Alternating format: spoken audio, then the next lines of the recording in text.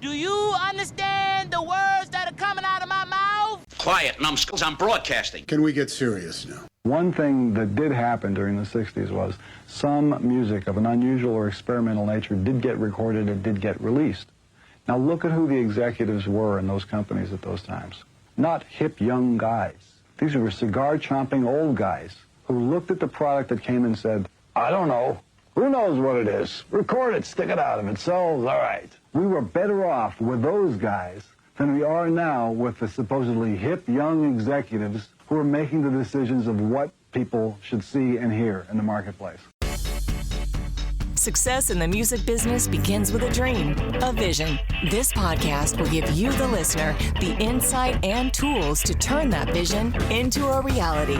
Meet the industry professionals who work day by day behind the scenes, helping to make those dreams come true. Welcome to the business side of music. Sitting in the guest co-host chair today, the creator, producer, co-host of Two Dudes Talk Money and Music podcast, and an all-around nice guy, John Adams, joins us. I don't know if I can take all that credit, Bob, but I think I have a co-conspirator, but thanks again for having me. Always good to have you. Sitting at the table with us today, two gentlemen, Vince King and Trey Bruce, who have been in the studio before. Gentlemen, welcome back. Thank you for having us. And joining us all the way from Jupiter, Florida, Stacy Hart is joining us. So everybody, we've had more people in the studio, but it's always good to have a crowd, so thank you. Where do we want to start? Well, I've gotten to know Trey over the last several years, and through that, I've gotten to know Vince King a little bit, and they introduced me to a project that they're working on called The Hangar. And I was just blown away from the initial description that Trey gave me. And after meeting Vince and going into the details and looking at the deck and everything else, I was like, I'm just tickled to death that they're letting me play a small role in trying to get this thing up and running. And I just want them to tell their story today, maybe talk about some of the ways we could potentially help them, some of the things that are going well, some of the hurdles they've encountered. I just want to sit back and listen, especially since I drove 6 hours this morning. I'll let you guys figure out who wants to go first. The hangar, this is Vince King, the hangar at this point is a 180,000 square foot building. It's going to have all of the necessary elements that you can do any kind of production in there for music, TV, and film, sound stages, this sort of thing.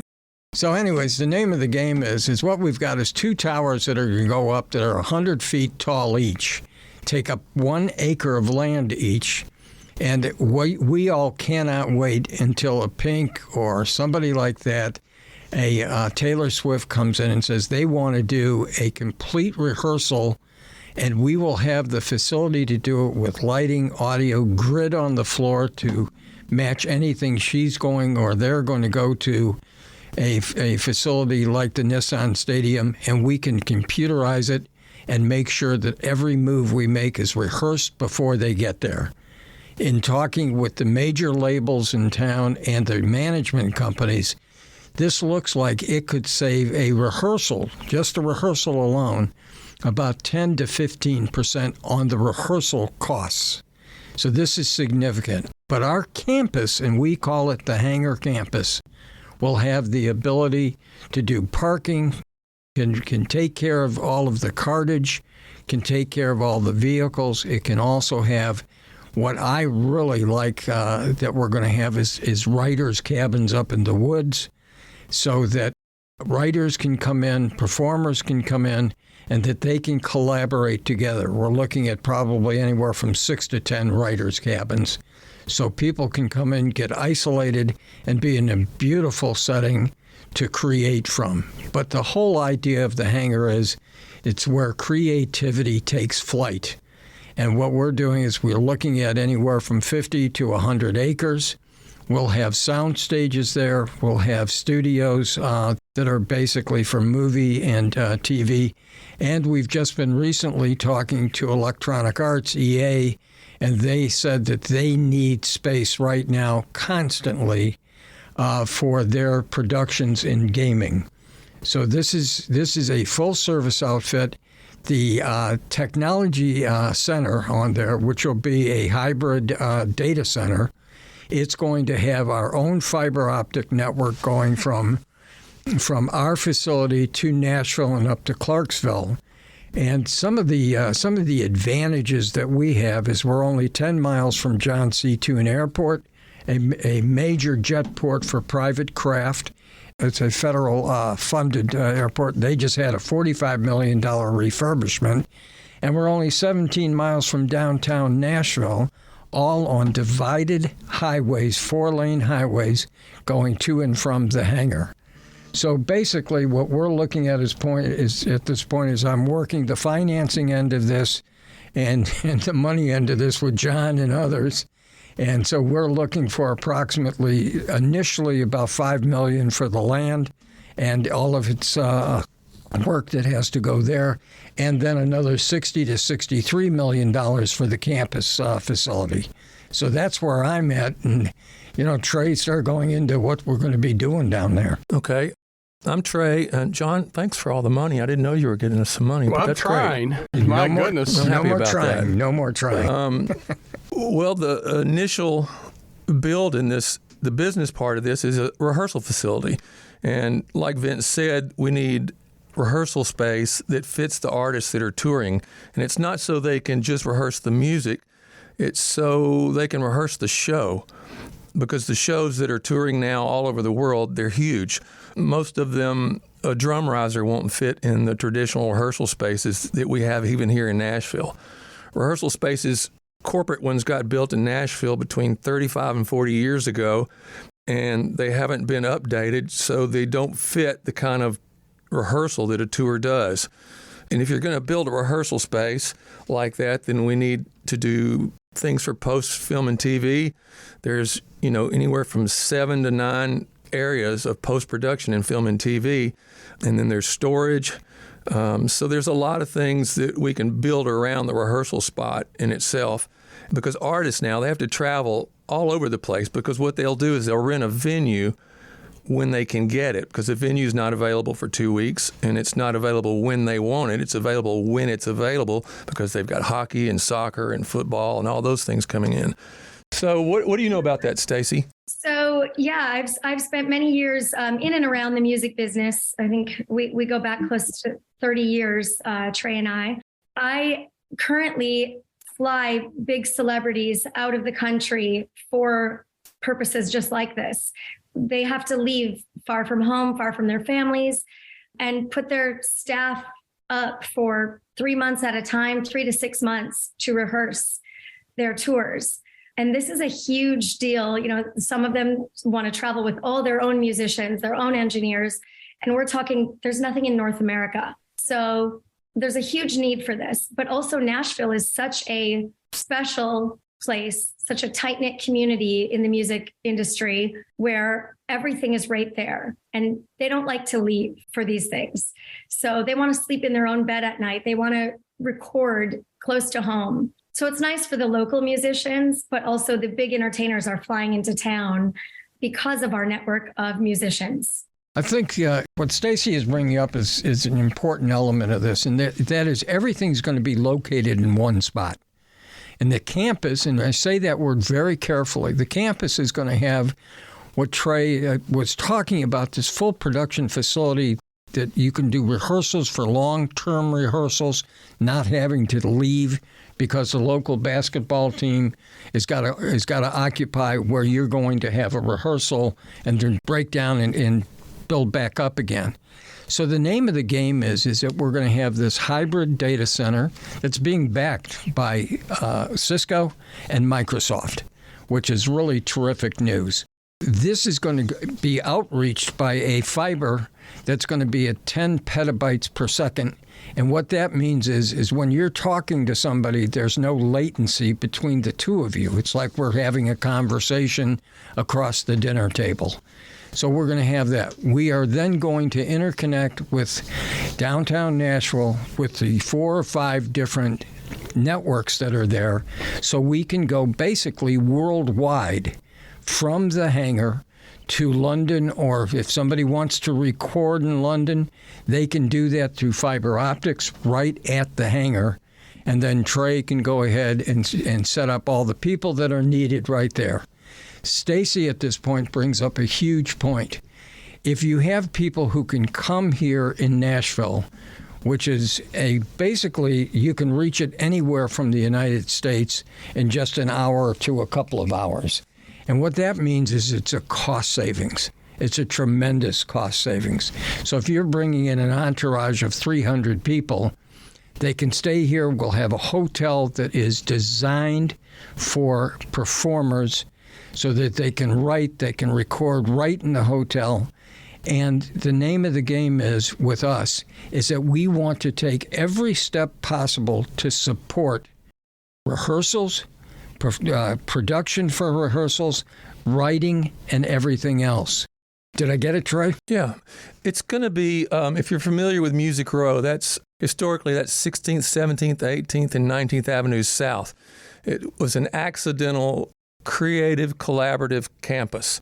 The thing that didn't make it a campus, like much of your Silicon Valley buildings and corporations, is there weren't four walls and a roof over those 4 blocks. If all those buildings had a roof over them, that would be a campus. And because on Music Row, you could write a song with a pencil and a sheet of paper and a guitar or a piano, and every step of the song's life, down to pressing vinyl, could all happen on those 4 streets.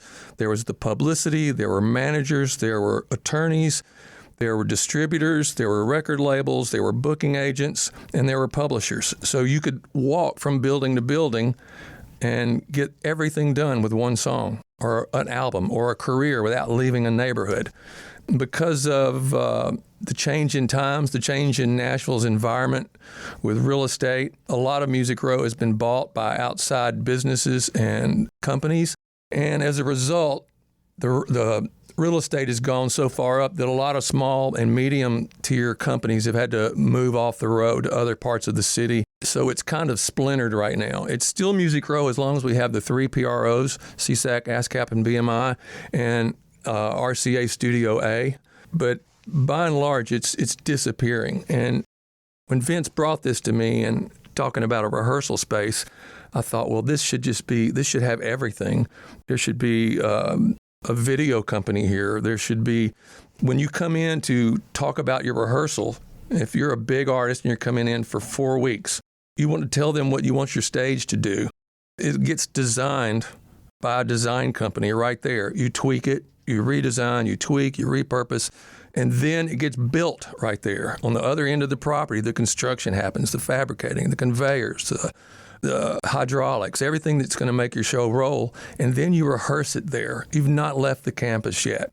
And when artists are in, there's recording studios, there's lots of producer suites, which any publisher or management company now has producer suites. It's a small 10 by 12 room where you can make a record with 2 or 3 people. You have a track guy, a producer engineer, and you have an artist, and you have a songwriter, and any combination of that. And so we'll have those. They can be rented by the month or by the year. Some producers might just want to just get lost for a year and just stay on the property. And then you've got mix rooms, and then you've got mastering suites, and then the boutique hotel will have writers' rooms in it as well. And then up on the hill, we'll have 8 to 12 writers' cabins where you can write and record in that cabin with other cabins or with the people down in the hangar building in the other production suites or with somebody at RCA Studio A on Music Row, all in real time. So we're building Music Row Point 2, I guess, is what it is.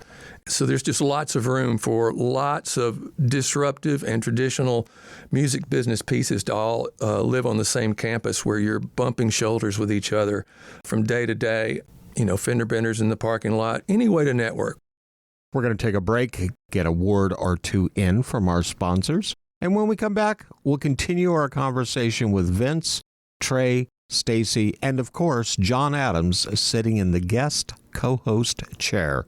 Hey everybody, this is Arash Daruti, the Executive Vice President and General Counsel for Fender. You're listening to Bob Bender with the Business Side of Music. You're listening to the Business Side of Music.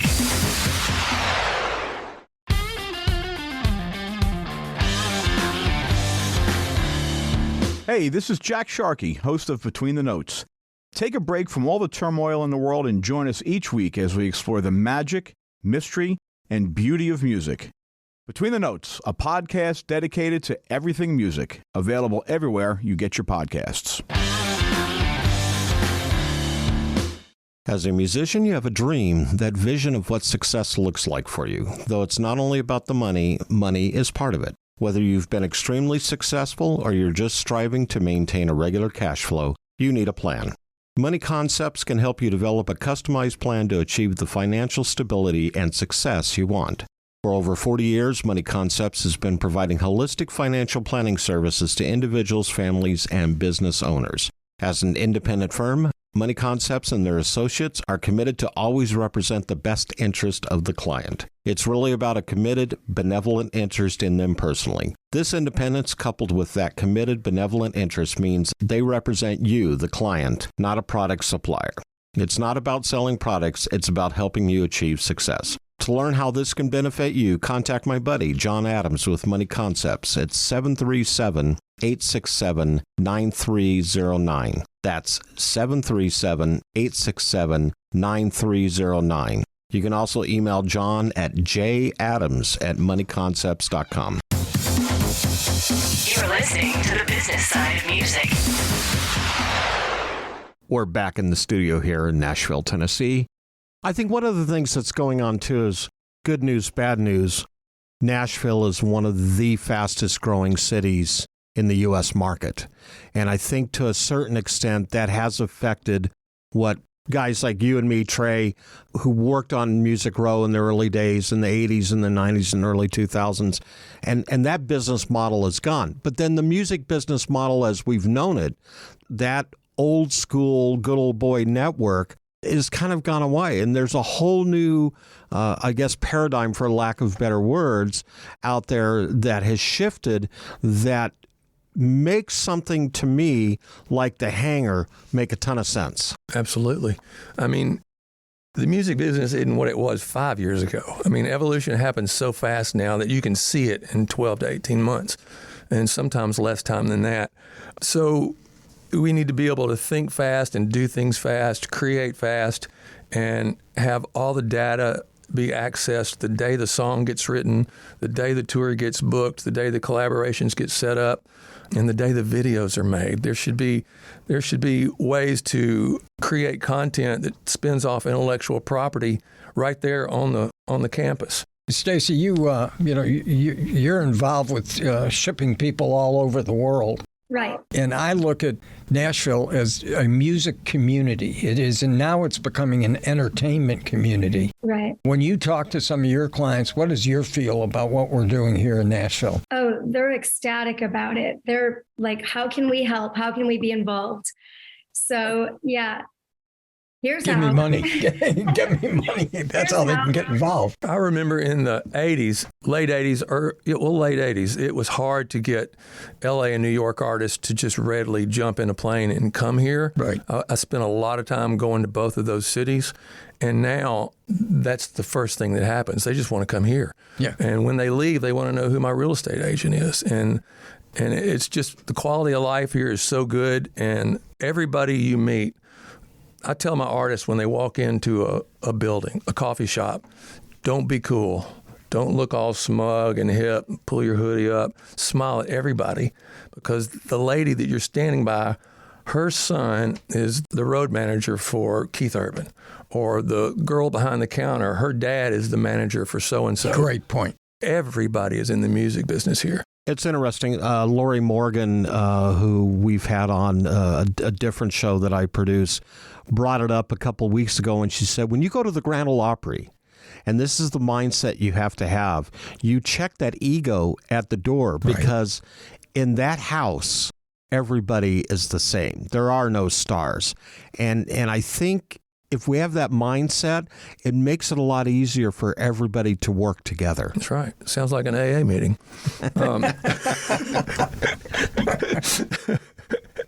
Well, Stacy, I don't know how you do it or do your job, because I just put together a family vacation for 4 And I think I had a seizure while I was doing it. So if you're flying people all around the world and things like that and coordinating this stuff, I'm sure a project like the Hangar would be just a welcome break for you, just to be able to get everybody in one spot. I love it. I love what I do. I love showing up. I love feeding off the creativity of others. And again, Nashville is it's a place where the people never leave. We never retire. We love it. Everyone knows everyone. I've crossed paths and worked with Bob years ago with Ringo Starr. I did Ringo Starr's travel. I did New Kids on the Block travel in the 90s. We go way back. So yeah, it's you never want to leave when you love what you do. So I'm really excited and hoping we can make this thing happen. And there's so many other facets to it as well. I've put together writers' retreats all over the world where we bring in the right writers, Grammy award-winning writers, Emmy award-winning writers like Trey, and the artists want to come. They want to come because they want to be able to write with those writers. And they can go to the writers' cabins, spend a week writing, play the songs out live with a test audience. Our film and production side can film it, sort of like a CMT Crossroads kind of thing. And everything happens right there. So they test out the song, they're recording it, they hope to get it on the album with the artist. It can all happen in one spot. Like Trey mentioned, it used to happen that way. So this is just a nicer way to do it, I think. Yeah, and looking at what you and Trey have said, and everybody is saying at the table here, is that the word that comes to my mind about the Hangar in Nashville is we're organic. We are going to be growing and growing and growing and serving the community. And that community is the music community. And the people we have that are going to be running the Hangar, which is Trey and Stacy and others, they are part of that community. And you all will recognize how to make this organism, or as we like to call it, Music Row 2.0. We literally are going to keep growing not only what we do at the Hangar, but the need for the Hangar, and then the recognition of all that the Hangar can be to Nashville and to the community of music and entertainment. Here, Vince. Here's a question I have for you that we haven't touched on. Why the Hangar? Where did that name come from? All right.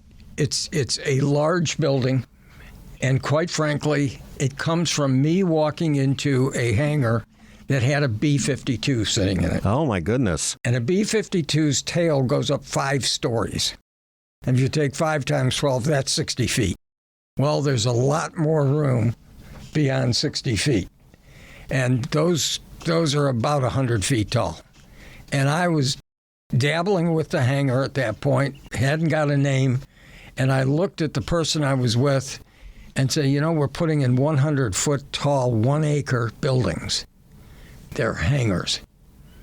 And that's where I came up with it. Then another person looked at me and said, where creativity takes flight. And that's where it all came from, right there. Well, I think Bob's used to this because I do everything backwards. For example, we talked about crypto almost a year ago, and then we did a prequel to crypto recording a while back, explained some of the basics of it.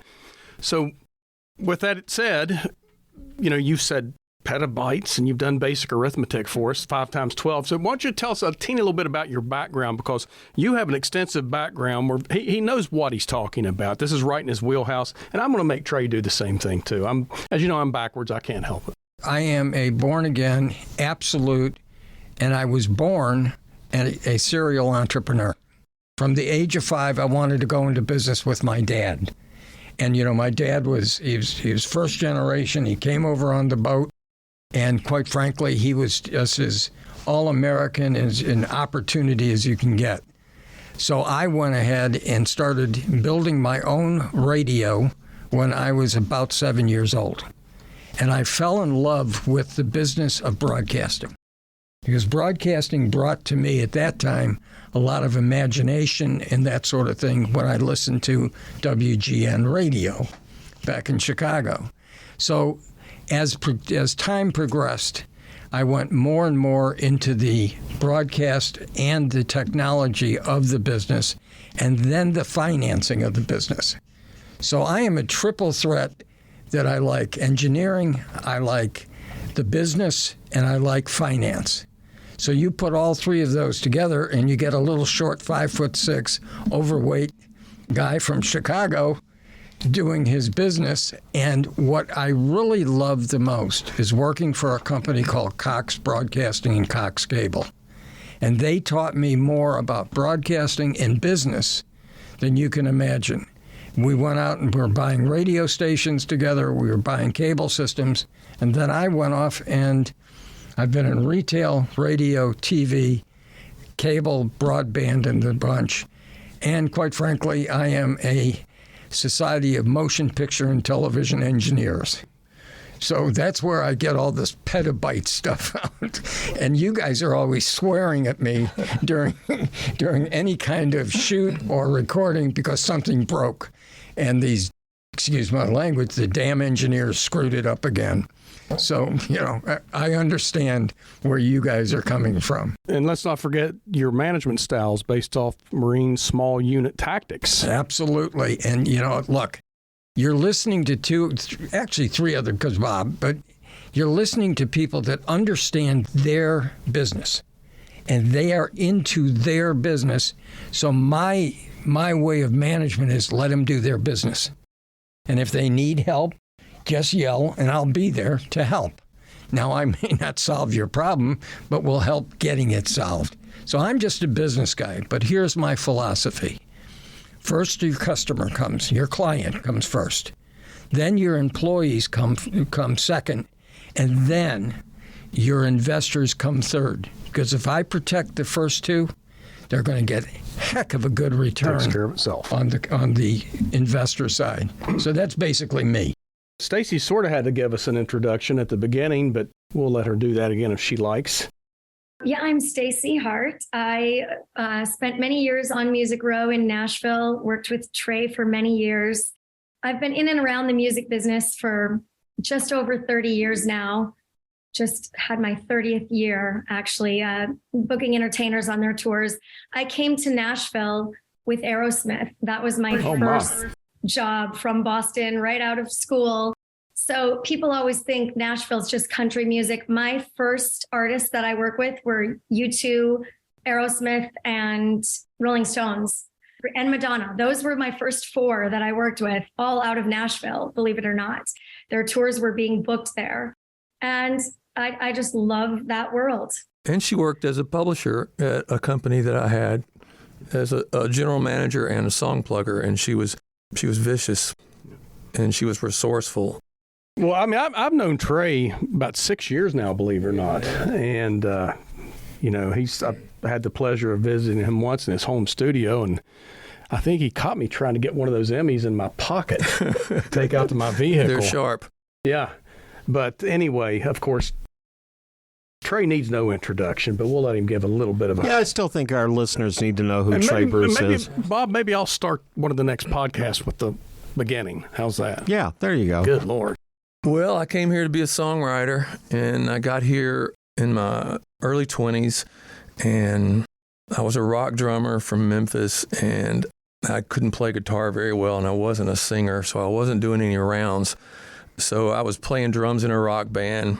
The singer knew the engineer at Universal Music in the writers' building. He got that guy to get me a meeting with a guy named Al Cooley at Universal, and Al signed me right away. We had one meeting, we did a demo, he got it cut, and then he signed me to my first 3-year publishing deal. So it happened really quickly for me, and at the end of that 3-year deal, I'd had 4 cuts, and 3 of them were hits.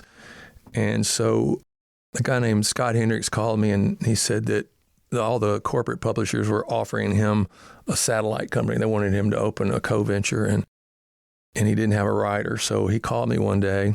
I went over and met with him, explained what we were going to do. And he said, "So let me know tomorrow." And I went back to his office the next day. I had about 2 or 3 months left on my publishing deal at Universal. And I said, Scott, I'll do it. I'll jump. And so he goes, "Well, this is the office. There's the coffee maker. There's your couch, and I'll share it with you." We started a publishing company. And again, it was timing, a lot of ignorance on my part because I didn't know what to write and why to write. I was just writing by the seat of my pants, and I turned in 100%er during our first couple of meetings at this new company, Big Tractor, and it got cut and it went number one. So we were just getting some really lucky breaks. So as a writer, and then I became a co-publisher with Scott at Big Tractor. That's where we hired Stacy, and then I did a deal with Chrysalis. They wanted to bring a Nashville office in, and a long-time dear friend of mine, Kenny McPherson, he asked me to do this with him. So I did, and I started developing artists. I discovered some really great artists and signed them as they were teenagers turning to 20-year-olds, and I had a great look at picking them. And I produced a bunch of records, and I've managed to stay independent of a genre. I never identified with one thing other than the lyric. The lyric in any genre, as long as I can keep the quality up, that's where I want to live that day. And so, talking about Nashvillians, I wrote with Lizzie Hale of Hailstorm, and Duff McKagan, Richard Marx, Billy Gibbons, Leanne Rhymes, Randy Travis. Had cuts by all those guys, Dina Carter, John Michael Montgomery, Diamond Rio, Lori Morgan, blah, blah, blah, blah, blah. and now I'm an independent publisher, and again, I'm constantly developing artists from all around the world.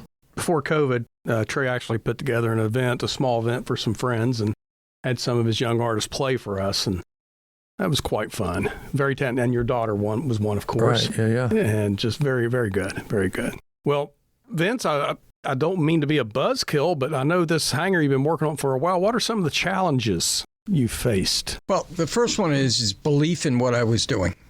And you have an industry here that is just, the music industry and the entertainment industry is going to do it their way because they've been doing it that way for the last 100 years. And that's how they think. So what then happened was, and this has really been a problem, is that my recognition of what is the need of this, and it's not just going to be music, it's got to be all-encompassing. So as I continued on this process, and I've been working on it for 3 years now, when I continued on this process, I started talking to Trey, and he would give me certain elements that I hadn't thought of. So if I add an element to this, let's call it a soundstage. If I add that, what is that going to do to attract investors and to attract this community? And this community is very closed loop. And if you're going to try to pop that balloon or get into this community, you have to have credentials. I didn't have credentials because I come from the entrepreneur world. In the entrepreneur world, in my world, everything is measured in square feet. Everything is measured in how much are we going to have returns. Before you can have a return, you got to have a product. And what I was looking at is the product has to be all these fine people, Stacy, Trey, yourself, Bob, who then say, you know, this is going to be a good idea. But Vince, have you thought about the following? Well, my initial pro forma on this, or budget, if you call it, was only $10 million. We're up to $63 million, not including the digital data center. And the digital data center is another $18 million. You know, that's why we've got Microsoft in this. So all of these different layers that came on got me to think of, all right, it's organic, dummy. And I was the dummy sitting here. It's organic. Tell people if they invest even in their small portion of it, whether they lend their name to something or they lend their company's name to something, we're not here to put anybody out of business. We're here to enhance everybody's business. And that is look, Stacy's got 30 years in the business. You've got a travel agency that won't quit. I want that travel agency on the hangar in one of our offices. Why? Because somebody can walk up to it and say, I need to book 600 people going from A to B. Can you do that for me? And bang, boom, it gets done. that has been the biggest hurdle that I had, was my mindset. And, thank God for a bunch of people that I've met with. I'm not going to say that about Trey, but, but that opened my eyes to what we really needed. And now we're getting some real interest. My goal is to have as many local investors as possible. Why? Because they will bring their gravitas to the project, and they will bring credibility to the project. That's the name of the game. So the answer is yes. Now, what's your question? That's your new mindset. Yeah, so, okay. Exactly. I can work with that. I'm excited about the whole thing. We keep bouncing new ideas off of one another. Trey never sleeps. If you know him, you know this. Last night I woke up at 3 a.m. and I was thinking, politicians can come in and hold their rallies there at the hangar, and there's parking, and there's a private airstrip. And, there's so many things we can do just with that one piece of the business, which we all know is just one part. So I'm excited. The data center, the digital, we call it the innovative digital center, because what will happen is that because I have all this fiber going out the door and it's going to go up to Clarksville, which is the first growth community in America. Nashville's number 5 at this point, but I'm going to have that going up to Clarksville because we want to capture what's going on up there, plus the base, Fort Campbell. The second thing is that we're going down to Nashville. But the reason that I want to be in Nashville is not to serve Nashville, but to get into 4 or 5 or 6 of those different other data centers that are serving worldwide. Now they come to my fiber, and my fiber is dark or proprietary, and you can't break into it. So looking at what Trey has been saying and Stacy's been saying, you too, John, is that we got to protect our intellectual property. But the education piece of this is that the state of Tennessee at the Department of Education has caught wind of what we're doing. They want every one of their schools hooked up to us. Why? Training. It is a training thing. Now, what I look at as training as being kind of a marketing guy is that for all those kids or all those young people that we're training, they're going to say, I heard it at the hangar. And so all of a sudden, we're just getting this fabulous buzz going all over the place. To your point, Stacy, I've been contacted by the NFL. They want to hold games in our hangars for promotion purposes. Well, once they found out we had this data center going, they really jumped on it and said, we can get that out the door instantly because we've got the ability to do it. So here we are, attracting schools like USC, Columbia, Belmont, MTSU, those sorts of places, and they want in, but they want for their very specific purpose, which would be education, which would be building something, that sort of thing. So that's where the data center comes in. We're going to take another break, get in another word or two with our sponsors, and when we get back, we'll keep on keeping on having this very in-depth conversation here on the business side of music. This is Sharon Kendrew, President and CEO of High Road Incorporated, and you're listening to the business side of music. You're listening to the business side of music. When you have a Korg synth at your fingertips, the possibilities are endless. Be it digital, analog modeling, altered FM, wave sequencing, or the multi-engine synth, Korg gives you easy access to a variety of features to help you get the perfect sounds quickly. Whether you're a professional musician or just starting out, Korg truly has a synthesizer to help you express yourself. Visit Korg.com or your favorite Korg dealer to get your hands on one of their products to create new music always. Korg, the official sponsor of the business side of music. Whether you consider yourself a musician or not, music is all around us, and it affects our everyday lives, whether it's background music influencing our shopping habits in a store, organ music adding the vibe to a baseball game, or a playlist convincing us to keep going on that last mile of a run. I'm Mindy Peterson, host of the podcast Enhance Life with Music, where we take a holistic look at music's benefits through the lens of science and medicine, entertainment, and business. business. You can find me and Enhance Life with Music at mpetersonmusic.com/podcast or wherever you get your audio. You're listening to the business side of music. Before we took our break, we were talking about the data center that's going to be incorporated into the hangar and those entities that want to jump on board with this project, including the NFL, along with attracting higher education schools such as USC, Columbia, Belmont, and MTSU. Obviously, this aspect of it will probably metamorphosize as technology grows. And we never know what the youth of today will become the future of tomorrow. Whether it's entrepreneurs or it's creatives or it's politicos, having them getting a foot in the door at the hangar is definitely not a bad thing. Not a bad thing. Well, and one of the other things, and let's go to the physical part, we're going to have a restaurant there. Okay, we got to name the restaurant, so you guys think up of a name. I would call it Bob's Place. There you go. Of course, yeah. Or how about Vinny's? Vinny and Bob's. Yeah.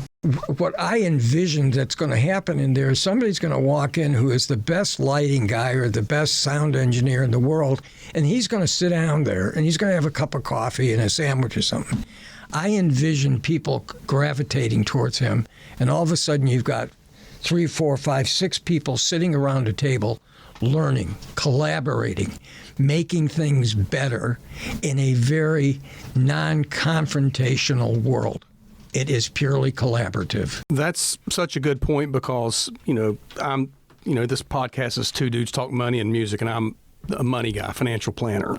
And the guy who started my broker-dealer, which is Money Concepts, guy by the name of Jack Walsh, not the GE guy, but another very successful Jack Walsh.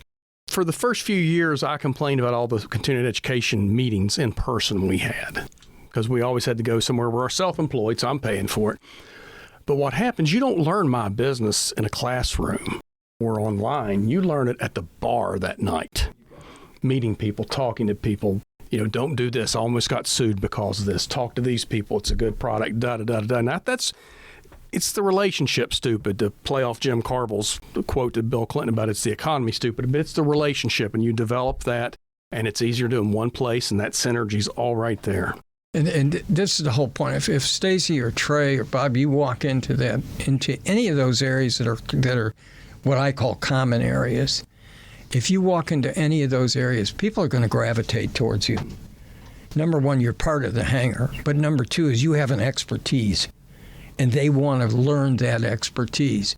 I want to do it in an environment that encourages that without anybody ever hearing the word, well, that was a stupid question. That's the one thing that I won't tolerate. Well, it's the old Marine line, there are no stupid questions, just stupid people. Exactly. So, hoorah. I don't know if anybody had any other points, but I'm not going to let everybody slide without something. When Bob and I first started discussing doing this podcast, it's Two Dudes Talk Money and Music. And I said, we're going to talk music. I don't care if it's for 5 minutes. So I need to talk music today. So what are you listening to lately, Vince? I know your basic tastes, I think, but... I'm a big jazz freak. I love jazz. And I also like 60s rock because I'm an old guy that's incredibly ugly and that honestly needs to just remember when one time I was youthful, did not have an extra 40 pounds on, and I had some good looks. So, that brings me back to that genre. So that's me. Any particular bands like the Stones or the Beatles? Beach Boys, that's all. Beach Boys, that's it. That's the one. Well, Stacy, you're turning the barrel. Who you listen? You start with Aerosmith. You toured with Aerosmith or worked with them. My goodness. Years ago, yeah. I'm a Swiftie. Come on, who isn't? Who doesn't love some Taylor Swift? Met with her back in the day. I'm still mad at the world for not being able to sign her. But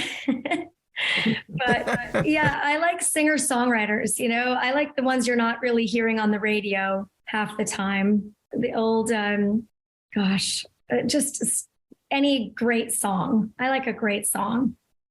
I have 3 teenage boys who are kind of following suit with that too. So it's fun to watch. All right. Well, Trey, I know your basic taste too. We've talked rock and roll and music a lot over the years, but what's been on the turntable lately? Lately, usually I'm listening to whatever I'm going through project-wise, which a project can last a couple of weeks or it can last 3 months. So I don't ever really listen to a radio, but I do research YouTube and Spotify several times a day, sometimes for minutes, sometimes for hours, constantly finding artists I've never heard of that have 180 million monthly listeners, and that's always just amazing to me.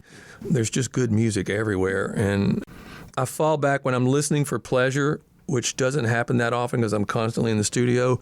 I listen to the things I loved when I was growing up as a rock kid, but now I just listen to really just about anything. Well, Bob and I have joked about this, but we've got a meeting tomorrow that's going to exponentially increase his editing of these podcasts, and I'll leave it at that for now. But I jokingly call part of the segment tuning into WADD without the H because, man, my music taste, don't hold this against me, but I've been listening to to David Gray a lot because I got on a flight not too long ago and the song Babylon was playing. Yeah. But then I'll go to Ronnie James Dio, then to Interpol, and then to Steely Dan. And then a call to my therapist after that. It's like, my God, what am I doing? So I'm a pretty broad taste, but it almost always goes back to the wheelhouse of when I grew up. Right. Kid of the 70s and early 80s. And Bob's the only guy in the world I know that knows a Beatle. I guess, well, Stacy knows Ringo too, so that's two. But I lately, and don't throw anything at me, the new Extreme project, I'm really, really digging that. I think what those guys have come out with, the first 3 cuts, it's very interesting. It kind of reminds me of, their earlier work that this is resurfaced a certain amount, I should say maybe a certain bit, but I think that I can't wait for that entire project to come out. They've released the first 3 songs, and I like each and every one of them. I'm kind of like Vince in a way. I listen to jazz. I'll listen to classic rock. I grew up in a family where we listened to a lot of bossa nova, samba. Sergio Mendes in Brazil 66 was always on the turntable. But there's a guy out there by the name of Nando Loria, who is a Brazilian artist. And I am just wearing out the needle on his music these days. It's just, I just love it. just retract the Extreme thing. No, not going to, sorry. And you guys just made the point for the hangar. And what you are is you each have your specific loves and likes, and you're going to bring that to the hangar. But you recognize what the music community, the video community, the television, the film community, you recognize that what they are is ever-changing but ever-loving of their projects. And that's what's going to come into the hangar, is all these different ideas and all these different likes and loves. I have never heard of half the groups you talk about, but that's okay. You guys do. And that's where the hangar really comes in. Nice close. ABC, always be closing. Trey, Stacy, Vince, thank you so much for joining us in the studio today. Always a pleasure, John. Right back at you. Until we do it again. Thanks, Bob. Thank you. The Business Side of Music is the creation of Tom Sabella and Tracy Snow and is produced by Bob Bender. The Business Side of Music is recorded at Music Dog Studios in Nashville, Tennessee. Production sound design by Keith Stark. Voiceover and promo by Lisa Busan.